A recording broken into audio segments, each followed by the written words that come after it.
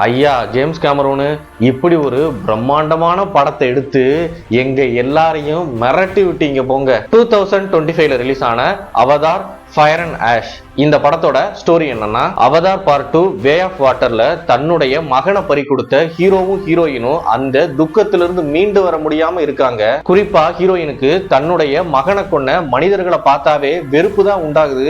அதனால இவங்கள்ட்ட இருக்கிற ஸ்பைடருங்கிற பையனையும் வெறுக்க ஸ்டார்ட் பண்றாங்க. இதுக்கிடையில கர்னல் மைல்ஸ் நம்மளுடைய ஹீரோ ஜாக்சலிய எப்படியாச்சும் பிடிக்கணும் அப்படிங்கிற மிஷினோட களத்துல இறங்குறாரு. இன்னொரு பக்கம் மனிதர்களும் இந்த பேண்டராவில் இருக்கிற துல்குன் அப்படின்னு சொல்லப்படக்கூடிய ஒரு கடல்வாழ் உயிரினத்திட்ட இருந்து ஒரு லிக்யூட எடுக்கணும் அப்படின்னு இன்னொரு மிஷின்ல களத்துல இறங்குறாங்க. இதுக்கு அவங்க வெப்பனா யூஸ் பண்றது அந்த நாவி இனத்திலே இருக்கிற ஆஷ்ங்கிற ஆக்ரோஷமான மக்களை தான். புதுசா வந்த அந்த ஆக்ரோஷமான ஆஷ் மக்கள் இவங்களை என்ன பண்ணாங்க, கடைசியில ஹீரோ தன்னுடைய குடும்பத்தையும் அந்த நாவி இனத்தையும் காப்பாத்தினாரா இல்லையா அப்படிங்கறதா இதோட ஸ்டோரிங்க. இந்த படத்தோட ஃபர்ஸ்ட் ஹாஃப் ஸ்லோவாவே இருந்தாலும் இன்டர்வல் பிளாக்ல இந்த நாவி இன மக்களை வில்லன் கேங் கொல்லுவாங்களா மாட்டாங்களா அப்படிங்கிற பதட்டத்திலே நம்மளை வச்சிருப்பாங்க. செகண்ட் ஹாஃப் கொஞ்சம் விறுவிறுப்பா தாங்க போகும். கிளைமேக்ஸ் எல்லாம் பிரிச்சு மேஞ்சிருப்பாங்க.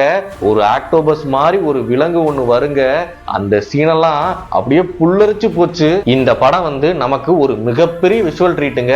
எந்த இடத்துலயும் கிராபிக்ஸ் மாதிரியே இருக்காது, அவ்வளவு அக்யூரேட்டா படம் எடுத்து வச்சிருப்பாங்க. எல்லாரும் போய் தியேட்டர்ல இந்த படத்தை பாருங்க. இது ஒரு மஸ்ட் வாட்சான மூவி. இந்த மாதிரி மூவி அப்டேட்ஸுக்கு நம்மளுடைய சேனலை ஃபாலோ பண்ணிருங்க.